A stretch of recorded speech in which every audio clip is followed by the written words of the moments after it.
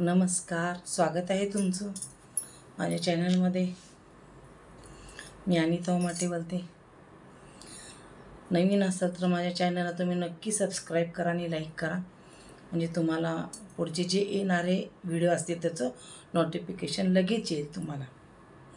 आणि माझे जे व्हिडिओ असतात ना, त्यात सर्व प्रकारचे व्हिडिओ असतात. रेसिपी असते, मोटिवेशन असतं, मॅरेज लाईफ विषयी असतं, बऱ्याच गोष्टी असतात. आणि तुम्हाला मी खूप छान छान संदेश पण देत असेल. ब्युटी टिप्स असतात आणि किचनमधले पण टिप्स असतात बरं का, छोट्या छोट्या रेसिपी पण असतात. आणि आजकाल कसं व्हायला लागलं, आपण मोबाईल उघडला ना, इंस्टाग्राम असा उघडला ना की लगेच आपल्याला आज कोणीतरी बॉयफ्रेंडला घेतलं आणि नवऱ्याला मारलं, हीच बातमी समोर येते. मोबाईल उघडला ना, मोबाईल उघडायचं भीतीचं वाटायला लागलं. आता इंस्टाग्राम उघडू का नको असं वाटायला, कारण पहिली बातमी आपली इंस्टाग्रामलाच येते. आज कोणीतरी एका स्त्रीने आपल्या पतीला मारलं, आणि ते पण बॉयफ्रेंडच्या सोबत घेऊन मारलं. आत्ताच एक पाहिलं, अपाहिज आहे तिचा बॉयफ्रेंड. अपाहिज बॉयफ्रेंडला सोबत घेऊन आपल्या नवऱ्याला. काय चाललंय हे? कसं मारू वाटते बाबा. तुम्हाला नको असलं ना, सोडून देत जावा ना. तुम्ही आपल्या नवऱ्याला मारता आणि शेवटी तुम्हाला जागा तुमची जेलमध्येच होती. मग तुमच्या आयुष्यामध्ये त्याला मारून तुम्हाला काय मिळते? काहीच मिळत नाही ना. त्याच्यापेक्षा सर्व सोडून द्या. सांगा तुम्ही पोलिसांना, असं पुढं आमच्या हातून गुन्हा होऊ नये, त्यापेक्षा आमच्या लवकरात लवकर दोघांचा घटस्फोट करा म्हणायचं, हे का नाही. मला माझा नवरा त्रास देतो म्हणून तुम्ही एखादा बॉयफ्रेंड करता, मग त्या बॉयफ्रेंडला घेऊन तुमच्या नवऱ्याला मारून टाकता. ह्या सगळ्या गोष्टी घडण्यापेक्षा सरळ जाऊन सांगायचं की आमच्यातनं असा गुन्हा घडेल, तर आम्हाला लवकरात लवकर ह्या माणसापासून घटस्फोट द्या, सुटका द्या. तुमच्यातनं असे कृत्य पण घडणार नाही. आणि तुमचा जो कोण असेल ना बॉयफ्रेंड, त्या बॉयफ्रेंडसोबत तुम्ही राहू शकता. इजी, एकदम सोपं आहे. हे करायची कांड एवढं करायचं, षडयंत्र रचायचं काही गरज नसते. कसं असते, कुठलाही चोर, कुठलाही खुनी काहीतरी काय सबूत सोडत असतो मागं. असं कधीच झालेलं नाही की आपण एखादं कृत्य करतो, एखादं कांड करतो की आपण मागं काहीतरी एखादी खूनगाठ सोडत नाही, म्हणजे एखादा प्रूफ सोडत नाही पाठीमागं. काहीतरी काय आपलं प्रूफ असतं मागं. नाहीतर असं कोणी बी काही की केलं असतं, कोणी बी उठलं असतं, कोणाला बी मारलं असतं, कोणी बी आलं असतं त्यालाही मारलं असतं. असं नसतं. म्हणून तर कायदा कानून एवढी पोलिसांच्या फौजा असते. तर उगीच असतात का ते भरतीला उभा राहतात पोलीस? उगीच सरकार पोलीस तयार करून उगीच त्यांना पगारी देते का? येड्याचा बाजार लावलाय तुम्ही लोक बाबा. बायकांना येड्या झाल्यात, बायकांनी येड्या बायका झाल्यात. खरंच तुम्हाला रोज एक बातमी यायला लागली तशी. या मुस्कानचं झालं की हे सोनमचं आलीच बातमी. काय ते सोनमनी केले प्रकार, काय ते बॉयफ्रेंड चपरी, किती सुंदर आपला नवरा आहे, किती सुंदर कुटुंब आहे, आणि ते बॉयफ्रेंडच्या नादाला लागून एवढे मोठे त्या पोरांना पैसे देऊन त्याला मारून टाकलं. काय मिळालं? त्याचा आत्मा तळतळ केला. त्याचा आत्मा किती तळतळून तू मेला, तेवढा तळतळ त्याचा आत्मा किती तळतळाट तुला लागलं, तू कुठं सुखी राहशील? थोडं तरी विचार करायला पाहिजे. आपण एखाद्याला मारायला लागलो आहे, त्याचा आत्मा असतो, तो आपल्याला त्रास होतोय नंतर, ह्याचा तरी विचारायला पाहिजे. 100% CC कॅमेरे सगळीकडे आहेत. आपल्याला पोलीस पकडणार, आपली चिचीतुतू होणार. तुम्ही एका 10-15 मिनटासाठी त्या माणसाला त्रास देऊन मारून टाकता. आयुष्यभर तुम्ही जगू तर शकता का हो? समाजामध्ये वावरू शकता? जेलमध्ये तुमची जागा होणार. ती तर जेलमध्ये जागा होऊ दे. समजा तुम्ही जेलच्या बाहेर जरी आलात तर तुम्ही कसं राहू शकता? कोण तुम्हाला किंमत देणार? कोण विचारणार तुम्हाला? त्या जगण्याला अर्थ तर आहे का काय, सांगा बरं.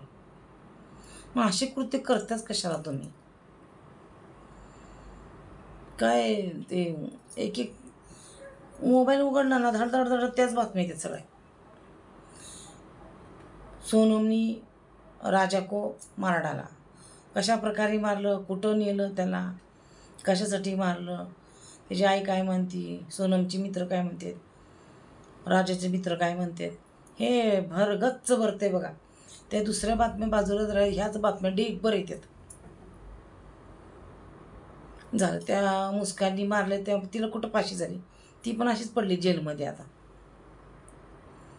जिवंतच आहे, पण ती पोरगं गेली की मरून, एवढं चांगलं सुंदर पोरगं. आईबापाला आता भीती वाटायला लागली, लग्न करा का नाही आपल्या मुलांचं. लग्न करताना एवढी सुंदर बायको, एवढी संसारिक असती, तिला खूप चांगले संस्कार असतात असं दिसतं. आपण करतो आणि नंतर हे असे प्रकार घडतात, काय करायचं. म्हणून आता लोकांनी बेटा बचाव अभियान काढले, मोर्चा काढायला लागलेत, आमची मुलं वाचवा.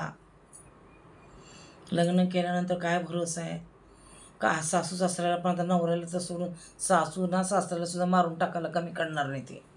काय काय ठिकाणी घडले पण. बॉयफ्रेंड आता आजकाल सगळ्यांचा बॉयफ्रेंड निघाला. अरे तुम्ही बॉयफ्रेंड जरी केलं ना, बॉयफ्रेंडसोबतच लग्न करत जा. आणि प्रत्येकाच्या मुलीच्या आईवडिलांना सांगायचं की आपल्या मुलीला विचारा, तुझं कोणता बॉयफ्रेंड आहे का बाई. तिथं शिक्षण नोकरी सगळं बघण्यापेक्षा तिच्या आयुष्यामध्ये एखादा बॉयफ्रेंड आहे का हे बघा. कारण सगळ्यात मोठा शत्रू हा बॉयफ्रेंड आहे. जास्त करून नवऱ्याचं कमी ऐकते, बॉयफ्रेंडचं जास्त ऐकतात. ते असा बॉयफ्रेंड हुडकतात. काय काय तर छपरीच असतात बॉयफ्रेंड, काही नसतं त्याच्याकडे. आणि काय काय ठिकाणी असे बॉयफ्रेंड असतात की सगळं तिचा खर्च भागवत असतात. आता आमच्यातच एक उदाहरण आहे. लग्न झालं, मुलगा झाला, आई नाही, वडील नाही, काय नाही, मस्तपैकी आपल्या बहिणीजवळ राहिली, मुलगा झाला आहे. पण ते नवऱ्याच्या घरी जायला तयार नाही. कारण ज्या आपण बहिणीच्या घरी राहतो तिथंच तिला एक बॉयफ्रेंड मिळाला. झाला ते मस्त बॉयफ्रेंडबरोबर रंगरलिया हिंडती करत. त्या नवऱ्याची कशाला आठवण येते तिला. नवऱ्यालाही न्यायला येऊ नका, सासूला न्यायला येऊ नका मला, तुम्ही चांगले नाही लोक. हिचा बॉयफ्रेंड ह्याला सगळं पुरवत आहे.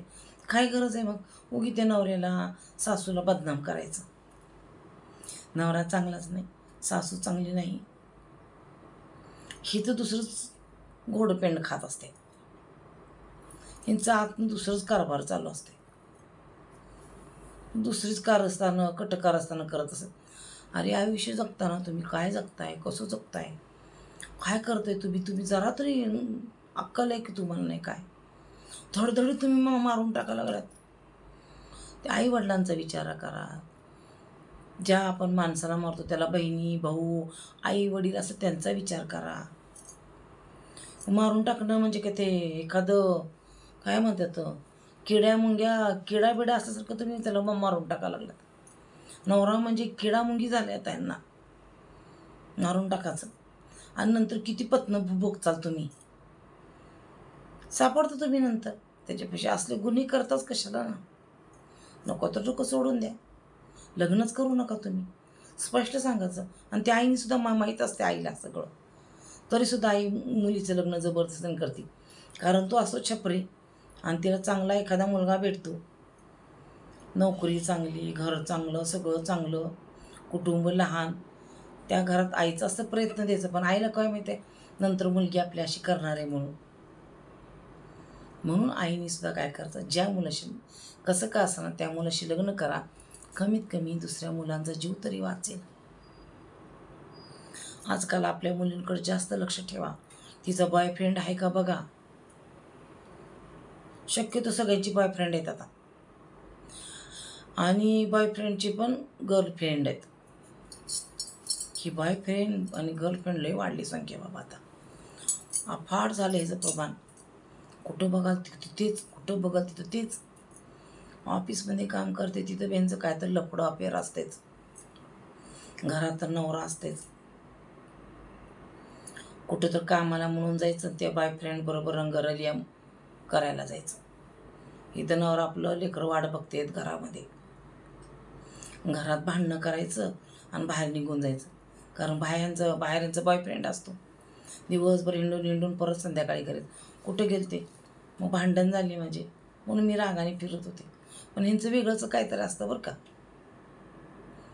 हे घराच्या बाहेर पडतात ना भांडणं करून, ह्यांचं वेगळंच काहीतरी असते. असतो एखादा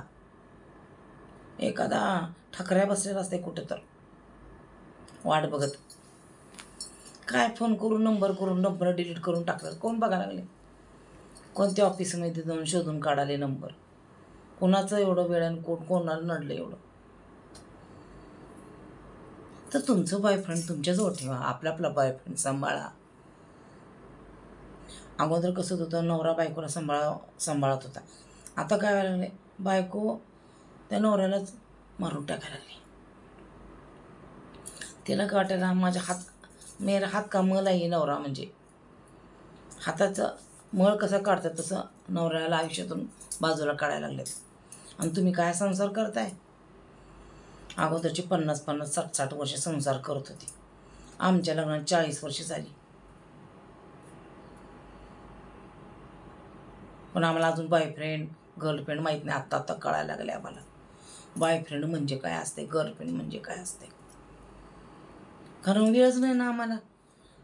ढीकभर घरामध्ये माणसं, त्यांचं जेवणं खाणं हेच.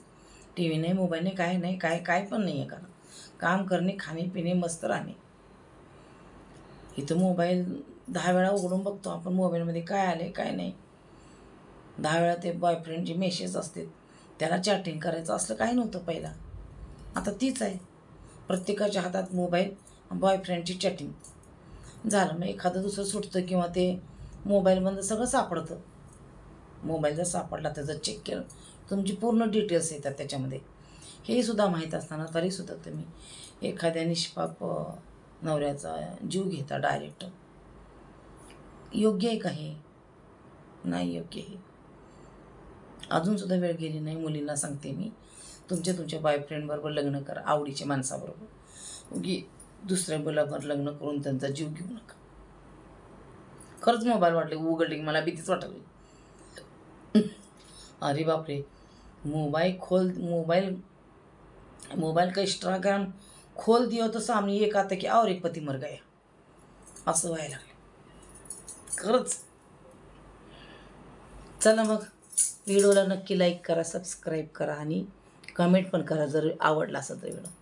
Bye, good night.